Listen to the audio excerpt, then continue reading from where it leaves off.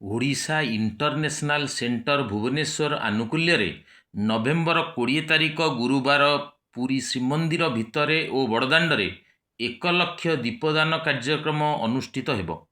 ଗତ 6 ବର୍ଷ ଧରି କରୋନା ଠାରୁ ଦୀପାବଳିର ପରବର୍ତ୍ତୀ ଅମାବାସ୍ୟାରେ ଅନୁଷ୍ଠିତ ହେଉଥିବା ଏହି ଦେବ ଦୀପାବଳି ପାଇଁ ସକାଳ 9ଟାରେ ବଡ଼ଦାଣ୍ଡ ହାତୀ ଆଖଡ଼ା ମଠରେ ପବିତ୍ର ଅଗ୍ନିହୋତ୍ର ଯଜ୍ଞ ଅନୁଷ୍ଠିତ ହେବ, ଯେଉଁଥିରେ ଦାତାମାନଙ୍କର ନାମ ଓ ଗୋତ୍ର ଅନୁସାରେ ଯଜ୍ଞକୁଣ୍ଡରେ ଘୃତ ଆହୁତି ପ୍ରଦାନ କରାଯିବ।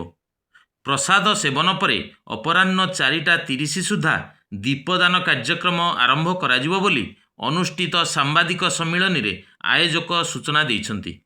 ଭୁବନେଶ୍ୱରରେ ଅନୁଷ୍ଠିତ ସାମ୍ବାଦିକ ସମ୍ମିଳନୀରେ ଓଆଇସିର ମୁଖ୍ୟ ଉପଦେଷ୍ଟା ତଥା ଦୀପଦାନ କାର୍ଯ୍ୟକ୍ରମର ଅଧ୍ୟକ୍ଷ ପଦ୍ମଶ୍ରୀ ଡକ୍ଟର ଅଶୋକ କୁମାର ମହାପାତ୍ର, ବରିଷ୍ଠ ଉପଦେଷ୍ଟା ତଥା ତାମିଲନାଡୁ ବୈଦିକ ବିଶ୍ୱବିଦ୍ୟାଳୟର କୁଳପତି ଡକ୍ଟର ହରିହର କାନୁନଗୋ, ଅଧ୍ୟକ୍ଷ ଦେବବ୍ରତ ନାୟକ, କଳାରହାଙ୍ଗ ମହିମା ଆଶ୍ରମର ମୁଖ୍ୟ ସାଧୁ ରମେଶ ବାବା ଉପସ୍ଥିତ ରହି ଦେବ ଦୀପାବଳିର ଗୁରୁତ୍ୱ ବୁଝାଇଥିଲେ।